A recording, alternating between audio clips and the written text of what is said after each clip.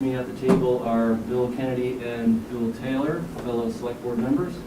We have Nicole McStay, town administrator, and I was looking for Allie, who's missing. Allie will be doing minutes from home. Okay, very good. Tim Brezovic is behind the scenes capturing this for Channel 22 on Comcast, Ustream from our town website. It also gets over to the YouTube somehow. So please, anybody in the audience, if you have a question or a comment or a statement, raise your hand, I'll call on you, and just state your name for the record for Allie, who has to capture it from home here. Tonight's agenda, we'll start off with a public hearing considering the sale of town-owned property pursuant to RSA 41:14, and that is to discuss the merits of selling condominium development rights at Southfield Village in the town here, up close towards the high school, well, just past the high school. And then we'll hear from Dori, Drachman, and Joel Huberman, and I see Ann Huberman's here as well. I'm not saying anything. Well, You just did. you're welcome. Our Community Power Task Force presentation should be interesting. And then we'll up to date, as a select board, what we've been doing with our liaison assignments with our committees. And then we'll probably at some point talk about the tax assessments that just went out, right? Just to remind people about that. And then we have minutes from October 21st from our select board retreat to approve. All right. So pursuant to RSA 41:14-A, I'll open the public hearing for the consideration of selling the property, the rights to development of itself. Development rights of condominiums at Southfield Village. All right. Are we presenting anything? It's really pretty straightforward, so we've already talked about this. These are the development rights for condominiums, to build condominiums in the Southfield Village Condominium Association, and our landowner nearby. So you've already met, you've heard from the Condominium Association themselves. I've just asked the Planning Board and the Conservation Commission to provide their recommendations about this offer. So you'll be hearing from them, I'm sure, in the next few weeks. And at this point, it's really just a matter of answering questions and taking comments. Sounds good. And we did have had a few discussions about this in past meetings, and anybody that's watching now that didn't see those meetings can access that archived on the town's website, right? Absolutely. If you have any other questions, those can always be forwarded to selectboard@NHDOT.gov. There's additional documents on the town's website relating to the what the town owns, what the town took by tax deed many years ago at this point, and what has already been approved up at that location. Right. And it's kind of an odd situation in that we're not selling land, we're just selling the rights. The land is owned by the Condominium Development Correct. Association, so, right. Either of you have anything to add to that? We have discussed it, Mike. Anybody in the audience like to make a comment or a suggestion about how we proceed with the offers at hand? We already agreed to accept Matthewson's offer. To move forward with this particular offer, yes. And that offer is also up on the town website for inspection. Right. Anybody have speak now or forever hold your peace? Or you at least have to hold it till the next public meeting. 2 weeks. Yeah, think of something in between. Yeah, Bob. Bob Lambert, Peterborough.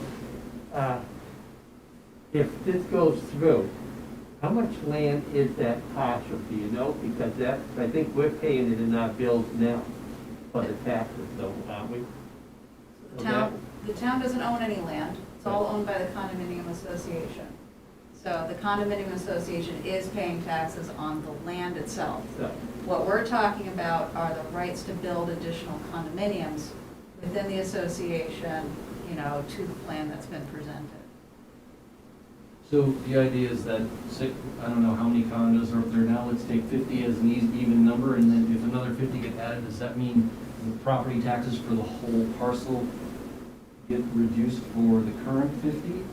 Presumably, yes. yeah, Okay. because it will, those, be those additional units that will also be paying a portion of the association's land. Gotcha.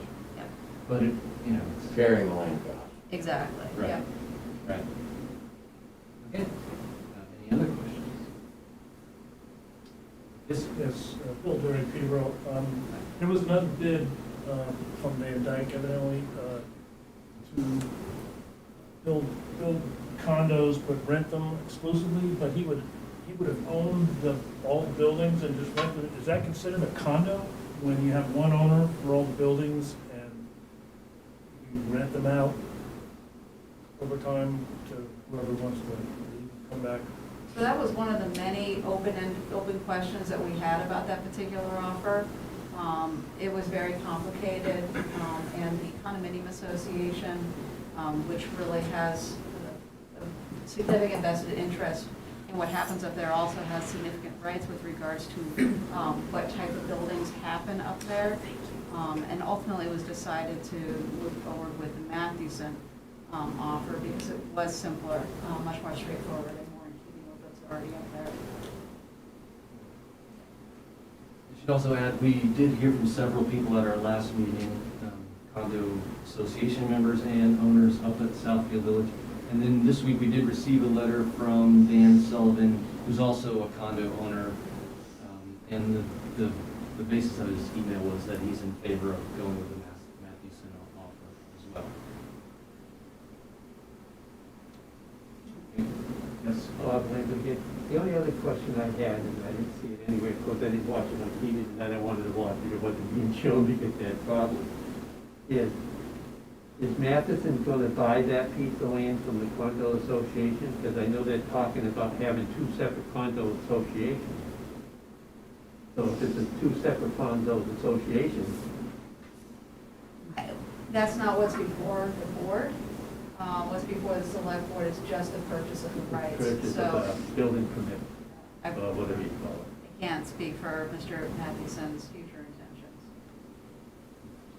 Is it safe to say we'll never encounter a situation like this again with some rights to? I really hope not. This has been incredibly complicated. And it's even more complicated than what we're dealing with right now. I mean, the fact that we gained ownership of this, not in no small part because of the FR mortgage scandal and that whole scheme that those folks were engaged in, made it even worse. So it's, I think at this point, you know, it's, So it could happen again. hypothetically, sure, anything could happen again, I suppose, but, you know, I really hope it doesn't. Things can happen for the first time also. How many years has toll has been going on? I've got the tax dates right here, you know. We took this in 2013, so, yeah, it's been a long time. All right, anybody else? Anything to add? All right, I think it's time to close the first of two public hearings. And we'll hear from you again at our next one. Do we have a date for that yet, or? We do, it's November 16th, also at 5 o'clock. Okay. And then after that, the select board will need to meet at one more time to vote. So that'll either be 7 days, somewhere between 7 and 14 days after the second public hearing. Okay. Pursuant to state laws. This is all in case new information arises. Exactly, yes, very careful. They want you to be very careful when disposing of town property. All right. That's right. Great, well, thank you, everyone. Next up, welcome Dori and Joel and Ann. If Ann has something she'd like to say. Why don't you introduce? Shall I go first? Or, well, I guess either of us can go first. Okay, they've got me on here first. Yeah. Okay. Go ahead. So, let's see. All right, I'm trying to get this opened up a little better than it is right now. Okay. Kind of a mess. Yeah, it does, like, is there a start slideshow option? Unfortunately, I don't have the slideshow on here. Yeah, it's exactly, this is January 9th. Oh, interesting, because it is a slideshow. Yep. So I have it as, I just have it as a PDF, so Well, it's showing, I think a PDF can be shown as a You slideshow. could just, Um, I've got my computer here, would that be helpful, or? Let's see if I can just, Because then we could also just scroll, it's fine. Joel, I thought you were gonna go first and explain why you're here. That might, well, especially since we're trying to get the Slideshow ready. slideshow going. there we go, a little better anyways. Better. It's okay if I stand up? Oh, yeah, sure. Okay. Why are we here? Why are we making this presentation to the select board tonight? I will say that I am reading from text that we sent to the select board, so hopefully the select board read this all ahead of time. And what I'm really doing is reading it out loud now for the public record. Why are we making this presentation tonight? To educate the select board and the public about community power, what it is and what it has to offer to the community, and also to seek approval by the select board of the next steps that we propose, and I'll come to those next steps in a moment.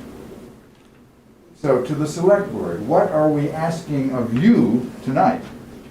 We're asking you first, as soon as I finish reading this text, to listen to and watch the PowerPoint presentation that may be in the form of a PDF, where Dori's voice will provide the audio portion of their own. The presentation is about the nature of community power, so it should be very helpful to you in understanding what community power is. We then want you to ask questions to Dori and me and other members of the Community Power Task Force who are sitting here, Ed Youngst, Mike Nadeau, and Tony Cassidy.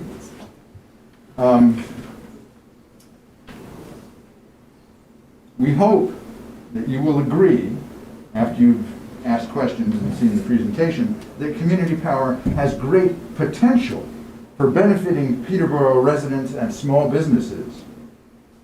And so we then hope that you will vote to authorize us to take the next steps, which I will come to in a moment.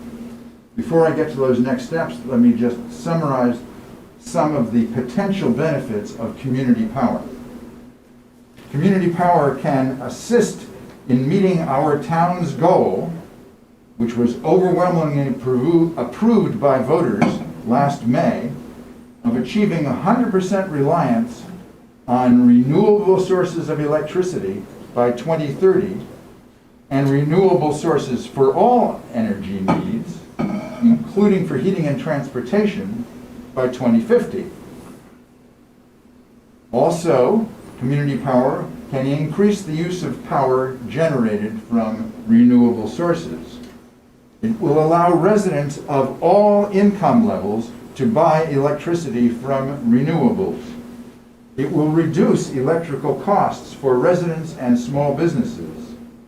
It will keep more energy dollars in the local economy. It will increase the resilience of our electrical grid to weather-related interruptions. It will protect the health of our citizens by eliminating pollution caused by using fossil fuels. And it will also address the threat of the global climate crisis. Okay, now, finally, I come to the next steps. Immediately, in fact, starting tomorrow, we will interview the 3 organizations that could assist us in developing our community power plan. Then we will recommend one of those 3 organizations to assist us. Working with that organization, we will develop a plan and materials to educate the community. Finally, we will prepare an article for town meeting to vote on, an article to approve the plan. In conclusion, we ask you, the select board, to vote tonight to authorize us to take the next steps and work towards developing a plan to present to you and to the community for a town meeting vote. Thank you, Joel. Sounds good so far. And who will narrate the slideshow? I am. Dori. Dori, yes, not me. Unless Ann would like to. I might mention that Ann is not a member of the Community not on Power that Task Force, committee. so. So I'm Dori Drachman from Peterborough, and in addition to being on the Community Power Task Force, I am also co-chair of the board for the Monadnock Sustainability Hub. And the hub has been working for over a year to educate Monadnock communities about community power in hopes that they will embrace it and approve it. So that's what I'm going to be offering you tonight, is the slideshow that we generally do for all the towns in the Monadnock region. Next slide. So what is community power? Oh, and before we get further, I just want to apologize for the funky layout, the funky formatting. There are some funky pieces because it switched from Google Slides to PowerPoint, and I apologize. So, in its most basic form, community power allows governments to buy electricity for all of their residents and businesses from electrical suppliers at wholesale rates. So essentially, it is a kind of municipal electricity bulk purchasing program. Next slide. What changes with community power? So what changes is what we were just talking about, where we buy our electricity and the kinds of electricity that we choose to buy, because it will be based on our priorities and our goals. It will also change, potentially, over to the far right, some billing features. And this has to do with some innovative services that you can offer in community power that will be shown on your bill. So you can have innovative funding for things like energy efficiency and grid modernization and local renewables. What will not change is who owns and maintains the poles and wires. That is still the domain of the utility, so Eversource will continue to do that. Things get, we have an ice storm, they're still the ones that will be responsible for repairing that. Next slide, please.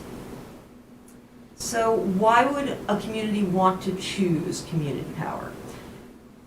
The first one is that we get to now control where we buy electricity and what those sources are, which we haven't been able to do. And so it's very much about keeping that power in small towns and large towns in the state. So we've got local control. We get to choose what sources of electricity we want to buy. In our case, it also will help us meet our goal of 100% renewable electricity by 2030. And for lots of other towns, they are also interested in increasing their renewable electricity in their electricity mix. So it's very compatible with those goals that we have. It is also potentially able to lower prices because of some of the stipulations in the law, the fact that you can be going out to bid on behalf of the whole town, and then whole towns can be aggregated with others that choose to. It gives a lot of leverage for those towns when they go out to bid. The other part of that is that the utilities have 2 times a year that they can go out and negotiate those contracts for the electricity supply. With community power, we are not limited to those 2 times a year. So we can be much more nimble and able to go out when we see that, oh, prices are coming down. We want to go out and try to negotiate a contract now, whereas the utilities don't have that option. And then there's the value-added services that I was talking about before. And the next slide will give you an example of what we're talking about that. So one type of value-added service is a reserve fund.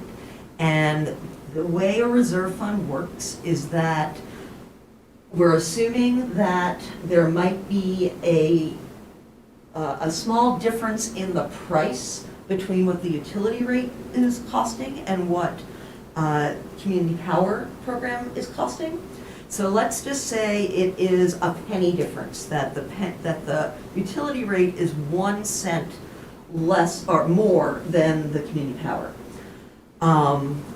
If we add in a fraction of that penny back into the cost, we can set up a reserve fund with that delta. So it's still giving ratepayers a discount, but not quite as much, but to do that for a purpose that the community is valuing. So, for instance, to invest in local renewables so that we can be generating our own renewable energy, which will both be adding green electrons to the grid, which is what is essential, and it will ultimately be the most cost-effective for the ratepayers in the town. We could also use it for an energy efficiency fund for low-income homes, and especially since energy efficiency legislation has been moving through the legislature that is really catastrophic to what homeowners can expect to be able to receive. Having other sources of helping low-income homes be able to afford that energy efficiency, the insulation, the windows, all kinds of things that make their home use less electricity and also be more comfortable. Another possibility for using the reserve fund would be to fund some batteries for resilience in the community. So for instance, if we have a storm that knocks out electricity, if some of the homes have, or the town has batteries, people can come to those places and warm up or cook or do whatever is needed that requires electricity, and we would also probably prioritize having batteries for the hospital or something like that, so that those folks would not be as vulnerable to the increasing extreme weather events that we're seeing. So those are some examples of some of the services that community power can offer. To initiate a community power program, we have already begun that process here, because it starts with you, the select board, appointing a community power committee. Check, done. We've done that. We are now in, wow, this has definitely gotten some funky things. Okay, the community power committee developed a plan, and it is a plan that will eventually then be voted on by town meeting. So it starts with the executive of a municipality, and then it finally gets voted on by the legislative branch of that municipality. In this case, it'll be town meeting. With cities, it's their city council. Next slide, please. So then, assuming that the town votes to approve the plan, the next steps are that all of the residents and businesses that are currently on the default utility plan, so that's just like, I'm signing up for electricity, I need to get the electricity turned on in my house, what you automatically get enrolled on. That's the default electric utility plan. They are notified that now you are going to be on the Peterborough Community Power Plan, and you are given the opportunity to opt out if you choose. Nobody is forced to join community power. So you can opt out. This is one of many any opportunities you have to opt out. This one is very easy. It will be very much like you have the opportunity to opt out now. All you need to do is send in this postcard or go to this website and say, I'm going to opt out. But what's true is that you can opt out anytime. This is just the first time that you can opt out. If you don't opt out, you'll get the new rate and you'll be enrolled into that energy plan automatically on your electricity bill, and you will not have to do anything. Next steps. Next slide. So the key action steps are to form a committee, so that part's been done. Have that committee do the research on requesting load data. And I know that we are in, I know PrEP is actually in the process of trying to request that load data, and we will need to as well. We will then be writing a community power plan. We will then need to do public outreach and education so that the residents will understand what a community power is and what we are trying to do with it, what's in our plan. And then hopefully it will get approved by town meeting, at the town meeting. Then we will formally select our service partner or provider. A note about that is that while that is the formal time when we will be signing on the dotted line, and it is a committed relationship, so to speak, that it is a binding contract. Way before that, and oftentimes right after the committee forms, there are more risk-free kinds of relationships that you can have with any of these service providers so that they will help you doing all of these other steps. So we are not on our own trying to just figure this out by ourselves. And so with any of the three organizations, we will be, or with one of them, we will be choosing to say, okay, we think we'd like to go with you. And so we're going to sign something, or we're going to ask you to sign something. It is a risk, it is non-binding. It does not commit the town to signing that contract down the road after the plan has been approved. It is just saying, okay, we're all agreeing that we think we want to work together and we're going to get your help to do this. After we have signed that contract, then we notify residents and we provide the opportunity to opt out. And then there's actually one more step that isn't for us to do, but it is for the Public Utility Commission, the PUC, to do, which is to decide on the rules for community power. Once that is done, then we can launch a program. So those are the key steps. The next slide, please. So in the community power plan, there have been a lot of questions about what is in it and what is not.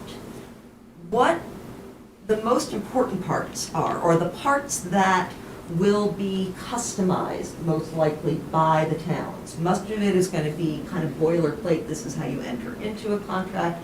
This is how you end it.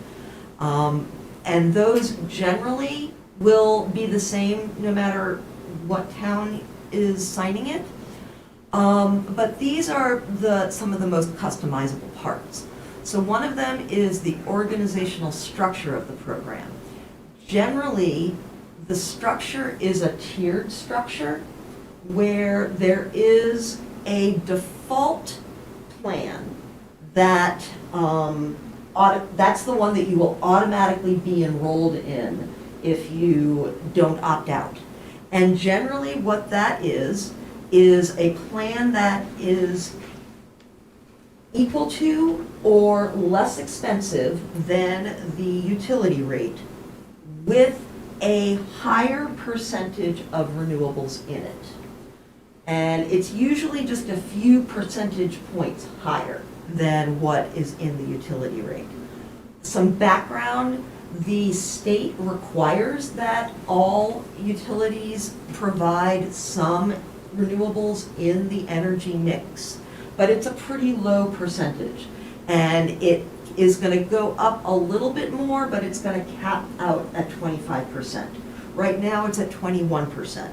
So for instance, let's say right now we've got a price of 7 cents per kilowatt hour with 21% renewable energy that is being offered by the utility. We would only begin the program if we could meet or beat that price. And we would probably be at more like 25 or 24, 25, 26% renewables. So that would be kind of the baseline tier. You could then opt up if you choose. You can opt, and some places do one opt-up possibility, some places do two. So you could opt up to 50% renewable and pay, at this point, you would likely have to pay more money, or you can opt up to 100% and pay more money.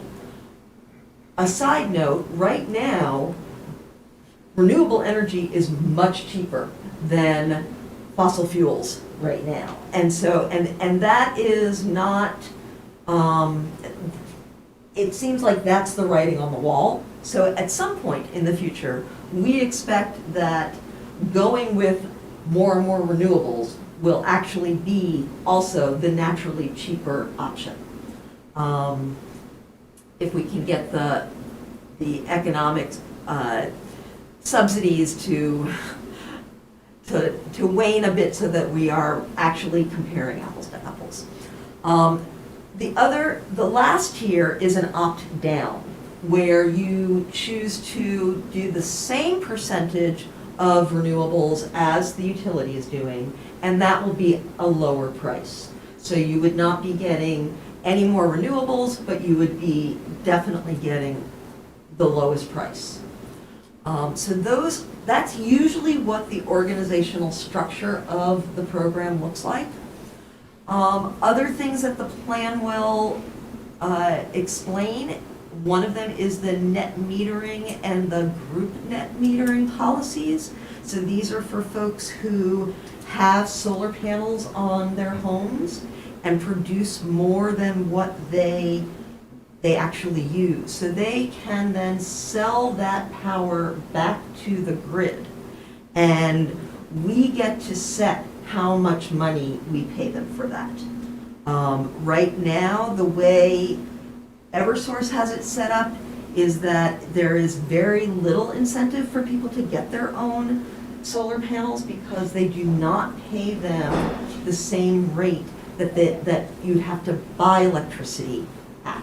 So they're going to pay them at the wholesale rate, but you'd have to buy from the utility at the retail rate. So you're not getting as much money as you could be if you're doing your net metering on the Eversource rate. The other thing that a community power plan will elucidate is how the program will ensure the discounts for electric assistance programs participants can be carried out with this plan.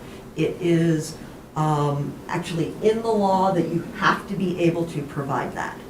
So those are the most important pieces as far as the decision making that we have to do for the plan. One thing that you will notice here, though, is that the community power plan does not include prices. It can't, because those prices, it can't and it shouldn't, because those prices have to be negotiated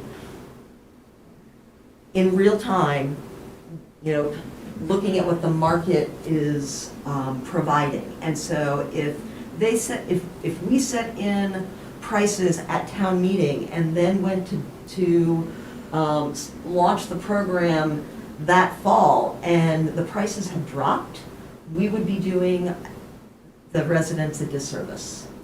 So it does not include the pricing.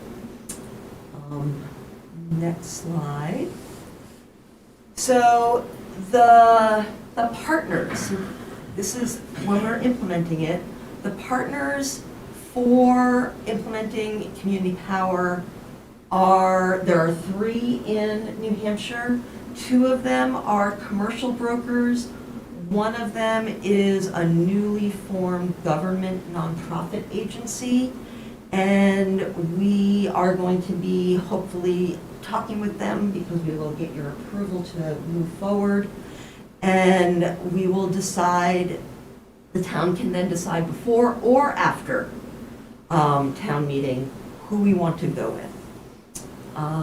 Next slide, please. And that is it. This is our generic, if you need help educating your town, let us know. And yes, because we are developing a community power basics pamphlet and a frequently asked questions pamphlet as well to be able to help educate residents. So that's the presentation on the very basics of what community power is, and I'm happy to hear questions and answer them as best I can with help from the rest of the committee. Questions? Well, I want to say right at the outset, I'm a liaison to this group, so I'm familiar with the material already. That's beside the point. This is as all of our town committees are, these are all volunteers, and they put in a lot of time and a lot of effort to get this off the ground, and they're doing the yeoman's job of putting it together. So I really thank you for all that work that you do for the town. And let's hope, I'm optimistic, very optimistic, that this is going to be something that's really going to fly in town. I do have some questions, but if you want to get started. You can get started with your questions. Okay, well, I just have one question, actually. Who ultimately is responsible for administering this plan?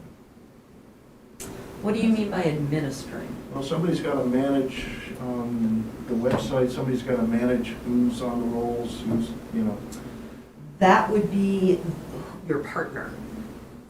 They're going to be the ones that are going to do the plan. We will be working with them, but we do not have to become experts in either utility billing or energy. That will be done through whoever we're working with. Nicole just went. Yes. Well, she might have, but I don't know that I get it, but I don't know that 100% covers the question. I mean, somebody on the town level or committee level is going to need to be dealing with these partners. Yes, yes. And who's that? That is up to us. So, and I can speak to the nonprofit government agency because I've been a volunteer for them. And I can't really speak to the commercial brokers. And the name of the organization is called the Community Power Coalition of New Hampshire, CPCNH. And for CPCNH, it is whomever we decide to be on their board of directors. And that could be, and so there are several towns that are already members. And so sometimes it is staff, sometimes it is a select board member, but usually it's a volunteer.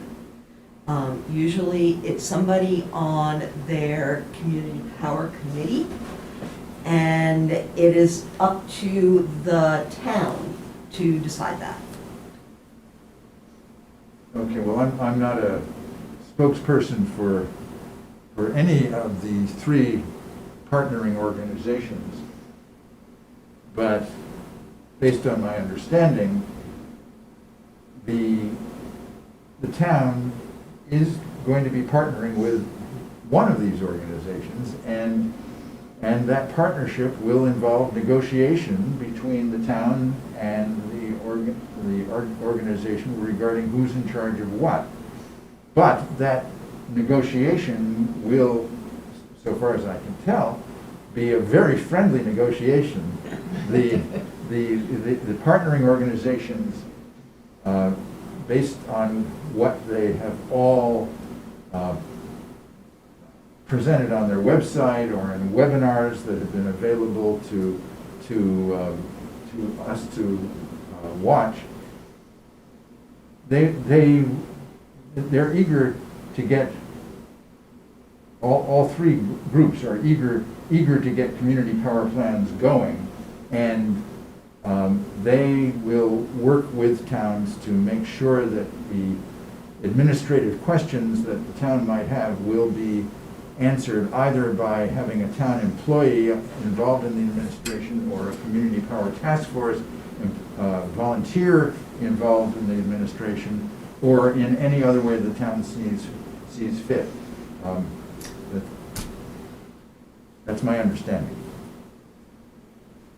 We already have a model operating in town. I mean, there is Combined collaborative. several businesses who aggregate their energy or energy needs, electricity needs, and are provided through one of these. I think it's Standard power. standard. Yeah. power. So even the town uses that. We've been doing that for years. Right. We work with multiple municipalities, school districts, and some commercial. Yeah. Right. So this basically is extending that to the whole community, is really what it comes down to. I was a little surprised to hear about the limit of when you get in with one of these groups, you can only get up to 21%. You said maybe 25% renewable. And if our goal by 2030 is to get to 100%, are there limits that the state has put on that? And are they going to hold us up from getting higher So let me than those? Let me clarify.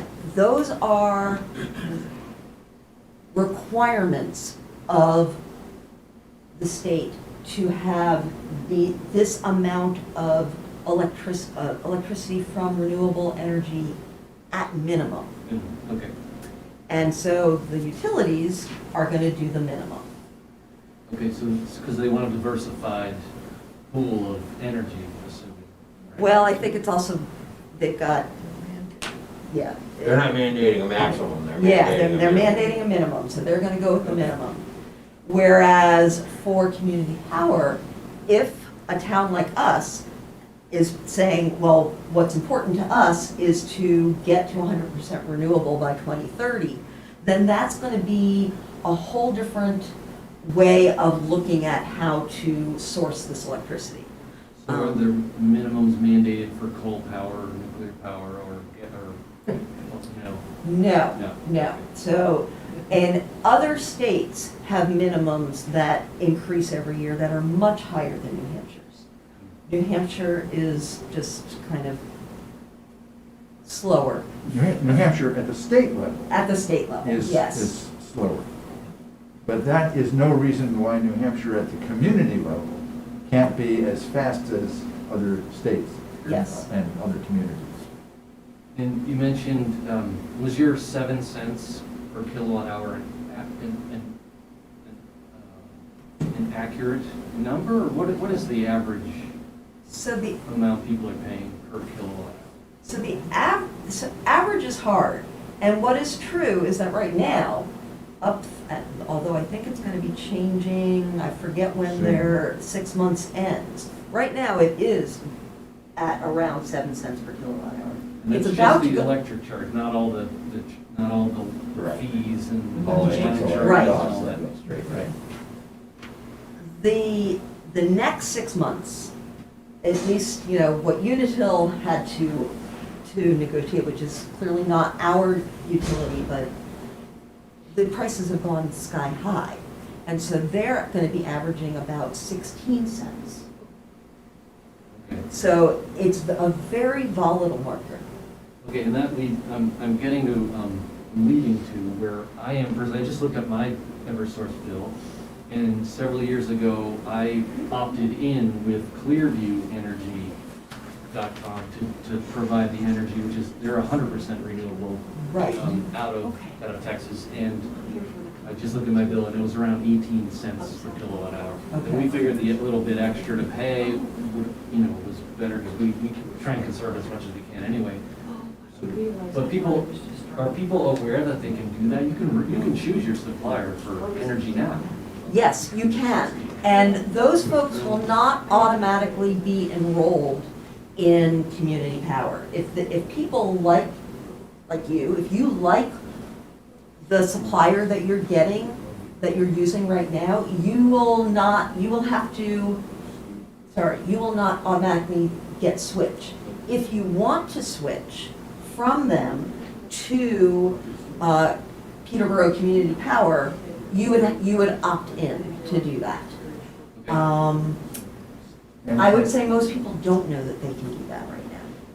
Right, right. And I think part of the education program would be educating people that they can already opt out of the default, Eversource default, to any one of a large number of other electricity providers, such as Clearview, and that at any point in the future, if they join the community power plan, they can not only decide to opt back to the utility default, they can also opt out to any of these other electricity providers.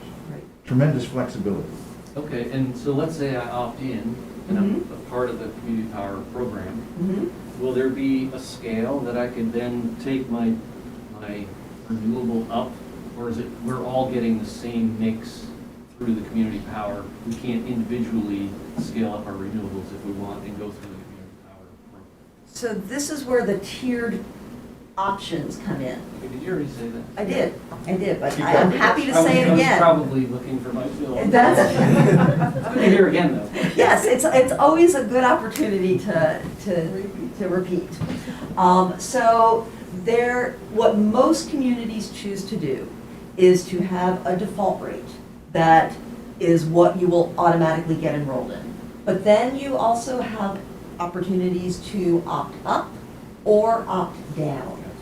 And sometimes people choose, or sometimes towns choose to have two opt-up options, like a 50% and a 100%.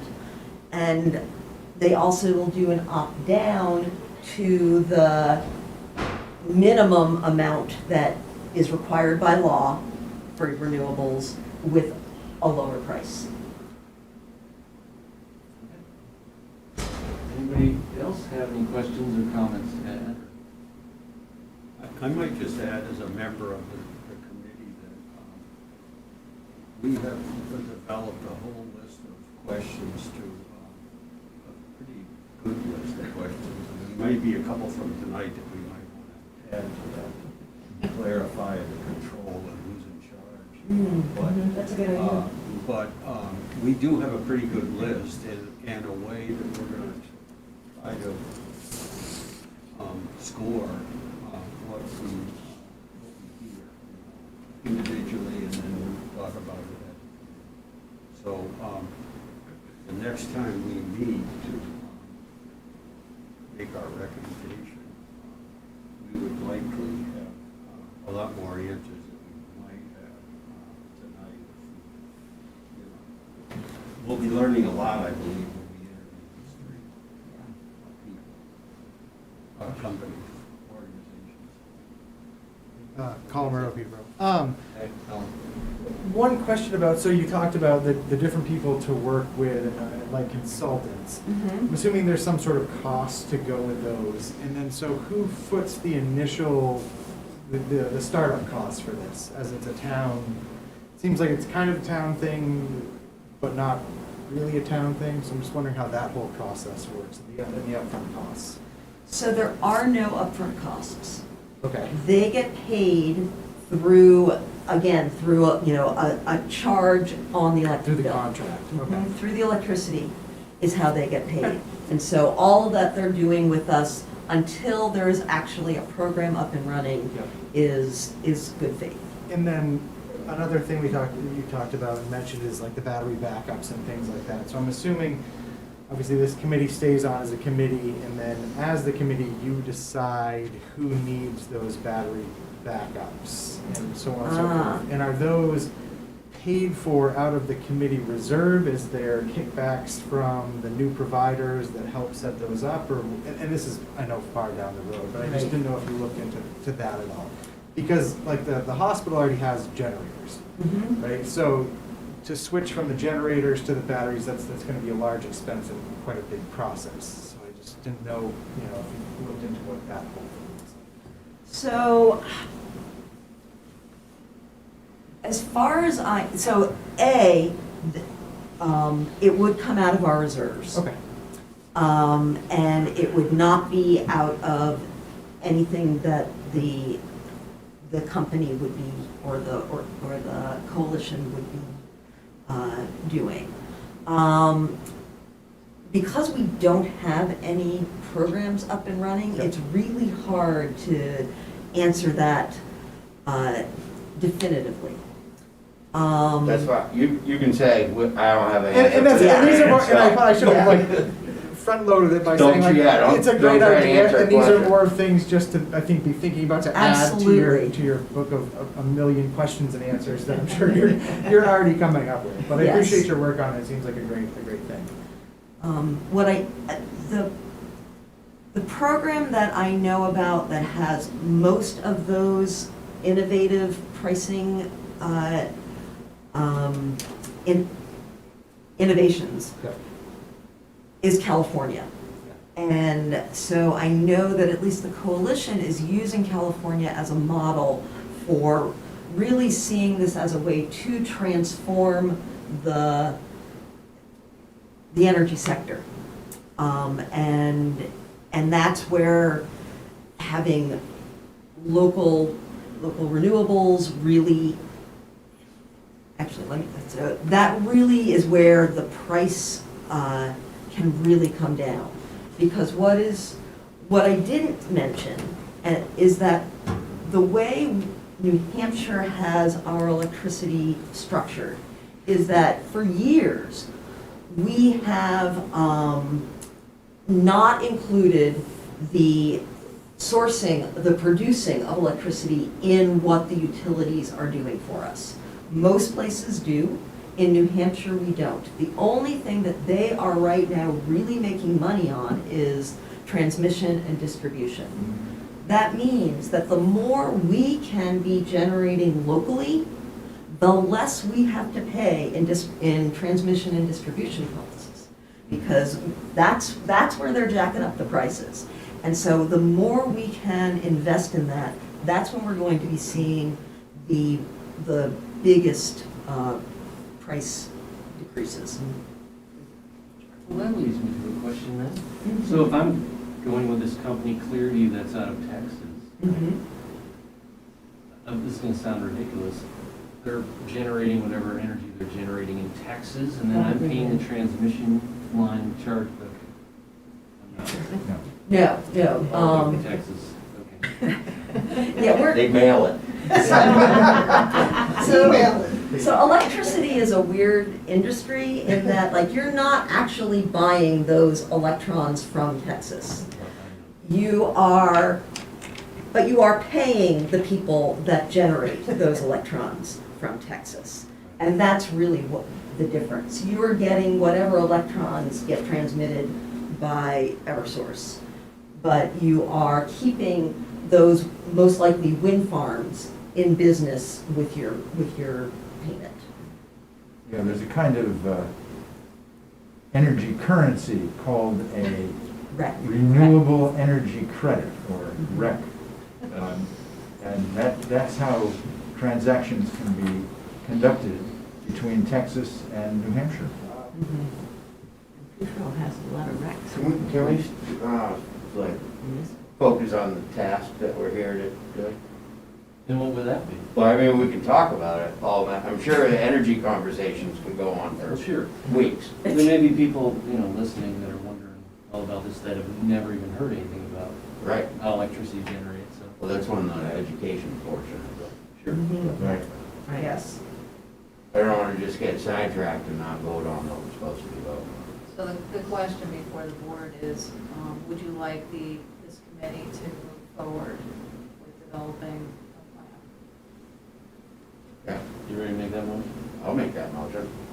So moved. And a We already second? decided to form this committee, we're not gonna tell them forget about it now. And I'll second that. All those in favor? Aye. One more question. No, thank you. Very informative and great to get to the next step, and thanks so much. Thank you, we'll be back in touch pretty Yes, you soon. will. Yeah, thanks so much. Yep. Well, if anyone's interested, the next meeting is tomorrow at the town library, right, at 4 PM. We're gonna be talking with one of the providers, Oh, so right. that, I So you're gonna be in believe, non-public session? I believe so, yes. Yes. Tear up that invite. It's exciting, it's good to know that somebody's actually doing something about it rather than just saying it. Yeah. Yes. That's why we're all doing this. Wow, nice work. You I'm- know, as Bill said, thank you, it's not easy. If I could just add one more comment, No, I'm which sorry, Joel. which I hope the online audience will be able to hear. Our committee now contains 7 members, which we think is a good number. But our committee is also allowed to add alternate members. Alternate members would have to be approved by the select board and be sworn in by the town clerk, just as the regular members are. Alternate members could attend our meetings, including the executive sessions, so they would be, that way become more informed. And if there was ever a time when a regular member couldn't be present and we needed 7 votes, alternate members under those circumstances would be able to vote. Great. Thanks. Thank you very much. I have a procedural question for you, Sure. Nicole. Since they are going to be holding a non-public session, do they need to fill out some special forms for that? I need to understand a little better what the nature of the meeting is going to be, so I'll follow up with you if you don't mind in the morning, if you could just give me a call, or we can just discuss. Give what- you a call, sure. Yeah, Mhm. and we can just go over what exactly it is. It's in the agenda. Your ability to hold a non-public session is very limited, and I think at this stage you may not be able to, it may need to be a public meeting. Okay. So, I see. But I don't know that any of the information that they're going to provide in answering your questions are going to be something they try to hide. No, it shouldn't be. No. It sounds like this is Question. an introductory sort of meeting, so, right. You're not actually in negotiations with them, so No. then it's not covered by the. So we don't need to Okay. worry about it. Yeah, you're not Okay. spending any money and you're not changing anything. So, Okay. so the invitation stands. So, yeah, so anybody who wants to come to our public meeting at 4 o'clock in the Abbott Boardroom of the library tomorrow is welcome. And they should bring brownies, right? Absolutely. You'll be even more welcome with brownies. We can eat like. All right, up next, we had minutes from our select board retreat on October 21st. I'll make a motion to approve those minutes. I'll second that motion. All those in favor? Aye. No, Yes, you can have Your Honor. some. I can have some. website. They'll be closed with the rest of the meeting. Right. Oh, and I slipped, sorry, let's go back up to old business. We liaison to several committees and boards and that sort of thing as our, part of our duty as a select board, and we've divvied them up. And it's been a while since we reported back as to what our liaison positions have gleaned. Anyone like to start? I can start. Sure. You know, I thought it would be a good idea to just share the headlines as Yep. James Kelly likes to say in the EDA meetings, is that you have headlines of what's going on. So I'm liaison to a companion committee, although it's not a formal committee of the town. It is a companion community active committee called the Peterborough Renewable Energy Planning Team. And what they're working on is the bigger picture. community power is a part of that process by which the legislature has intended us to go to 100% renewable electricity by 2030. And so this team is actually working on various aspects to solve that problem. And heat and transportation. Right, eventually by 2050. Right. Dori drew up a quick summary of the things that we've been accomplishing. The first thing I should note is that there are already 18 members of this overall committee. So what they did is they parceled it down into 4 subcommittees, one of which is involved with communication, so communication with the community, websites, social media, and so on and so forth. They're working out plans for that. There's a community input committee, of which I'm also a member. They're reaching out to the community, so the community has input as to how we're going to reach these goals. And they're doing this through what they call the prep talks, holding special meetings in the town library so that community members can actively participate. I guess our first one is coming up on The 18th. the 18th. There's also a committee working on baseline data, so we're looking at, what kind of mix do we already have and where are we trying to go? So what kinds of fuels are we using and so on and so forth.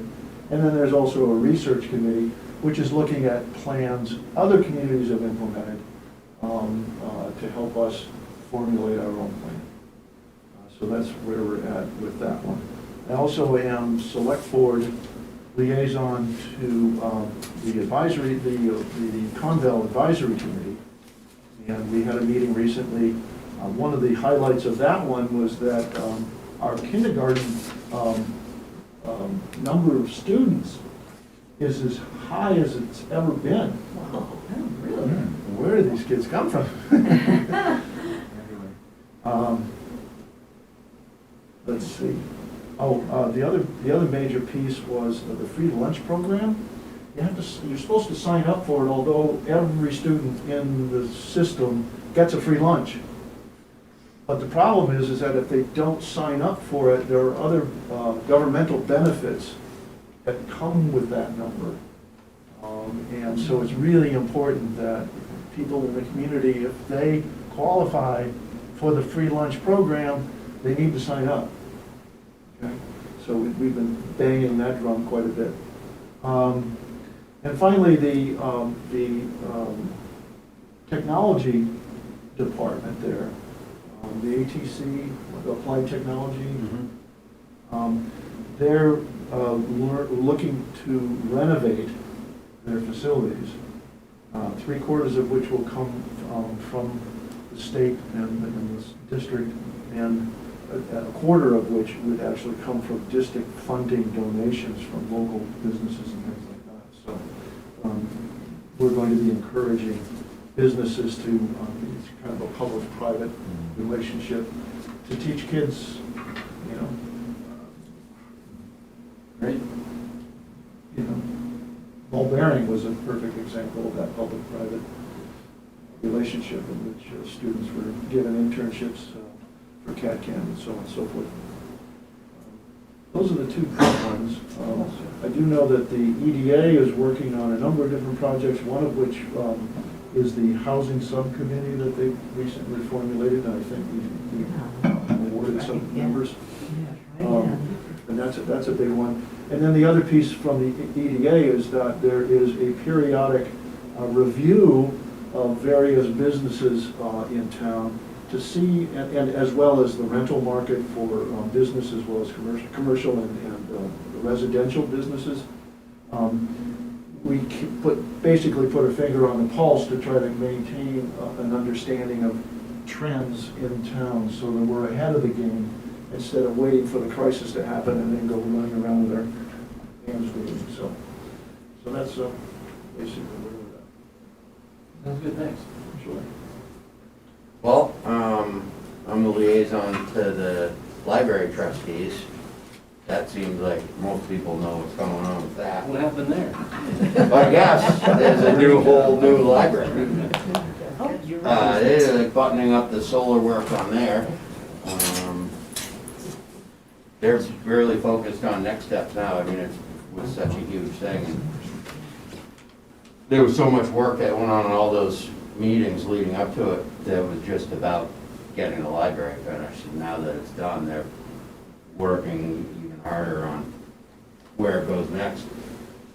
The rec committee is also one of mine. They, I don't know if anybody's noticed, but they've had a lot bigger presence lately, over the last several months maybe. The amount of programs that they've been implementing is crazy. And anybody that's interested in rec should go check out their specific sites, because they work hard over there too. Those are the two busiest ones. The other one's South Peterborough TIF. They haven't met for a while.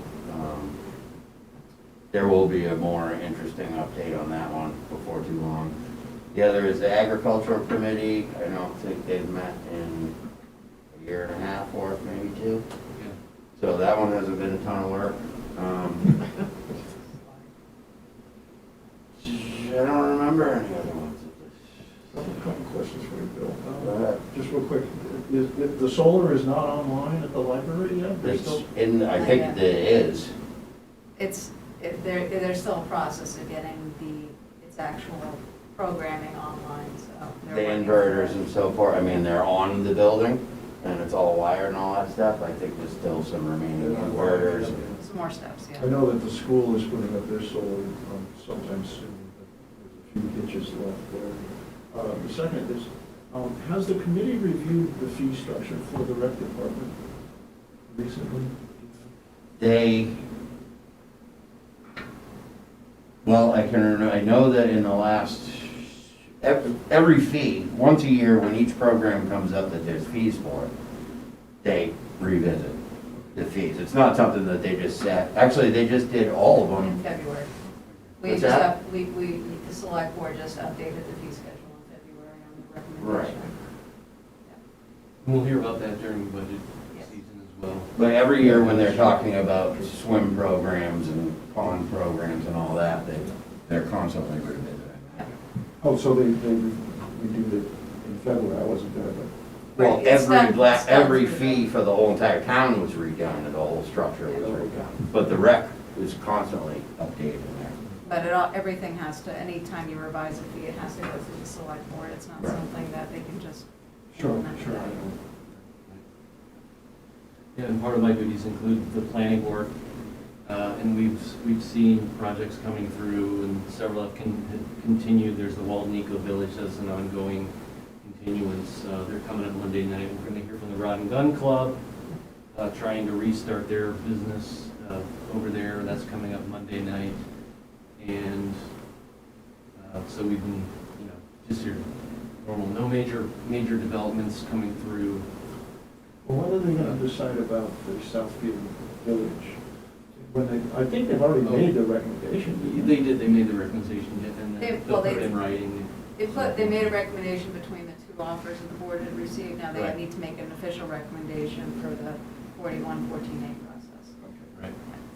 And then we had a workshop last week where we had a few suggestions on some potential changes to the zoning ordinances and town policy to work on manufactured housing possibilities, meaning mobile home parks. And then we talked through frontage changes in zones and setbacks and that sort of thing. And just trying to work on little tweaks that could possibly be done for May town meeting.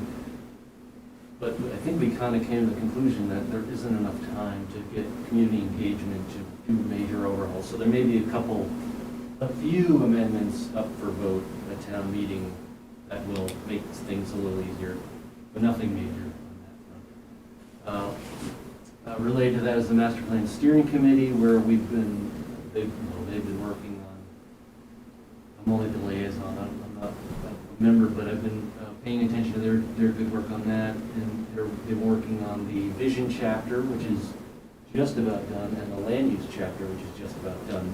Danica's put together a really great synopsis, I guess it is, of where the community felt were the most important places to go for the next 10 years to add to our master plan. And they had several outreach efforts and open Zoom meetings and calls with people, and we had a lot of great input, and a lot of students actually sent in photographs. They had one photograph picture project, which was pretty exciting.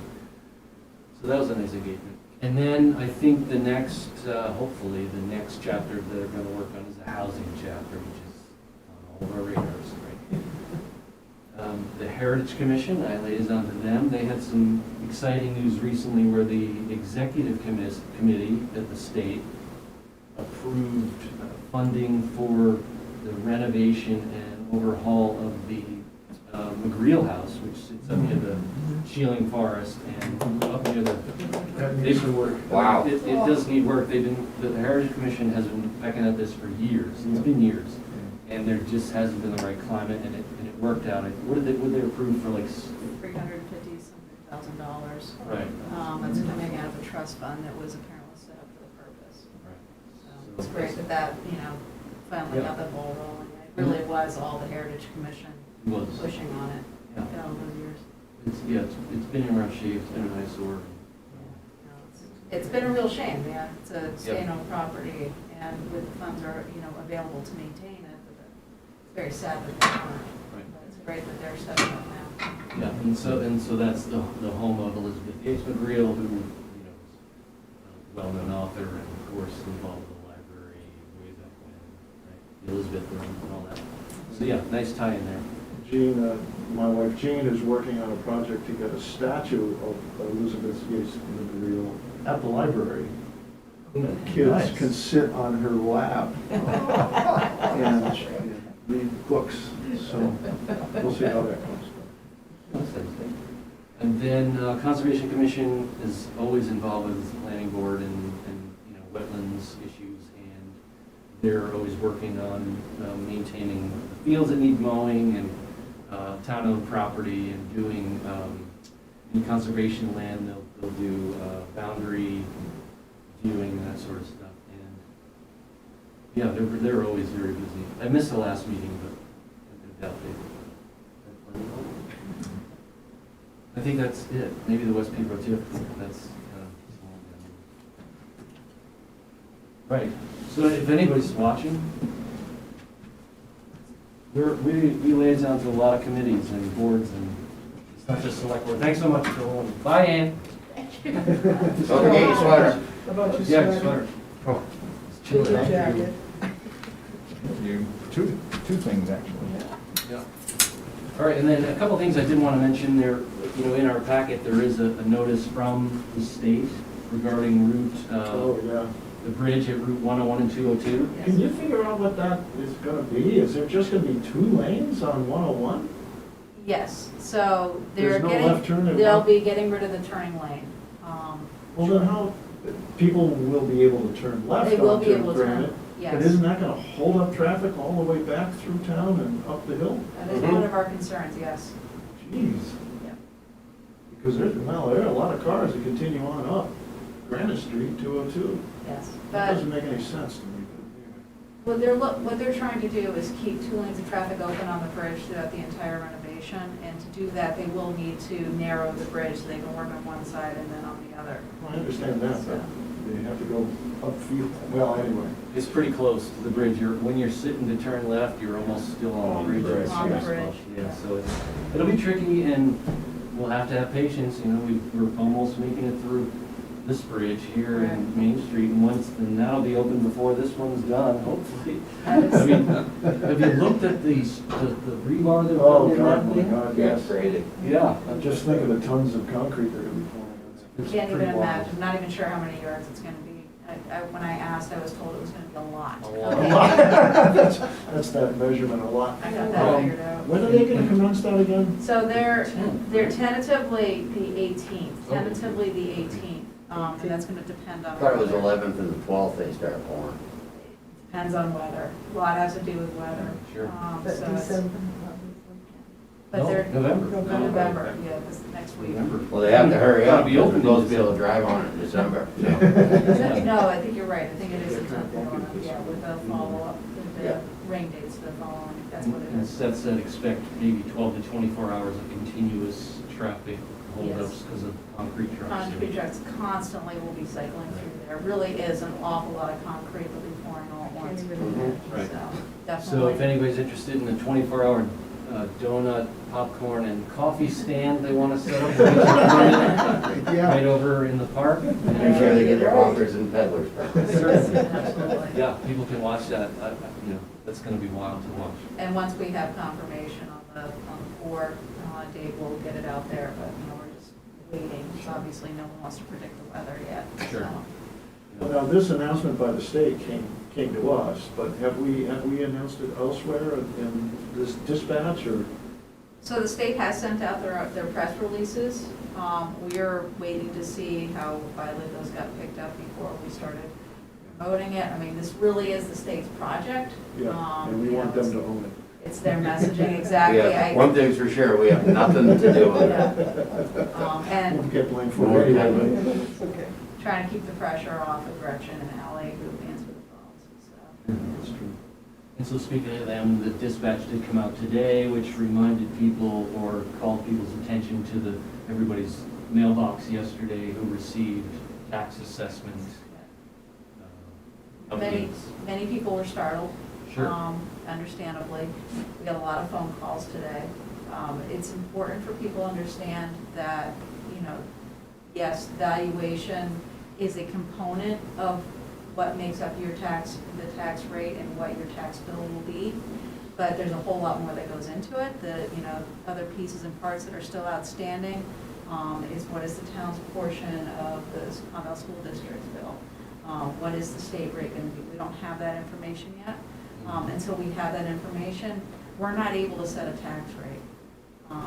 There's more, we go into a lot more detail about on the website. If you go to the town's website, peterborough.nh.gov, and click at the link right at the top of the page, it's highlighted there, that'll bring you right to a page that goes into a bit more detail about how the assessments were arrived at, what the process was for that, and, how that impact, how that assessment will ultimately impact your tax bill. So. Probably the one most important piece to add to that whole thing is that the budget and the amount of money that's coming from the town out of whatever the tax rate gets set at was voted on in May. This is nothing new. Yeah. Nothing has changed. There's nothing sneaky. There's nobody raising assessments in order to recover any maybe stolen or lost money.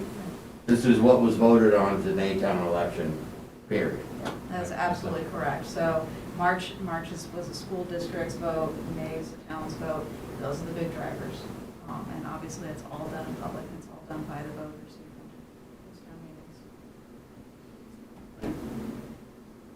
meetings. And the other most important thing is that the tax rate has not been set by the state yet, so we don't know. Right. Overall valuations went up over 30% in town, or the whole overall town That's the average. valuation? Yeah, that's the average for the entire town.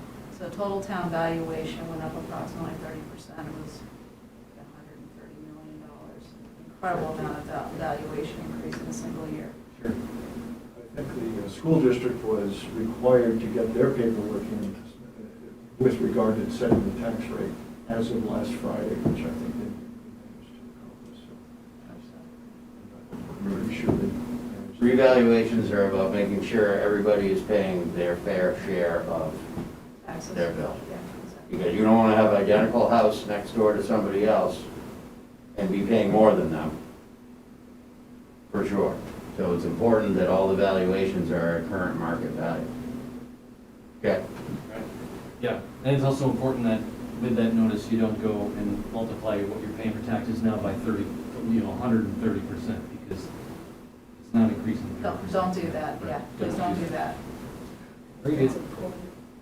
All right, one very quick announcement. As you know, Lily's been working very hard on the bond refinancing.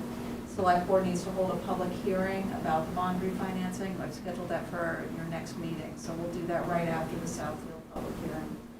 And that'll be the last step that the board will need to take before we can pull the trigger on that and get those reduced interest rates and Great. save that money, Great which step. is what is going to go towards replenishing the unrestricted fund balance. So that will be a big chunk of that money. Great.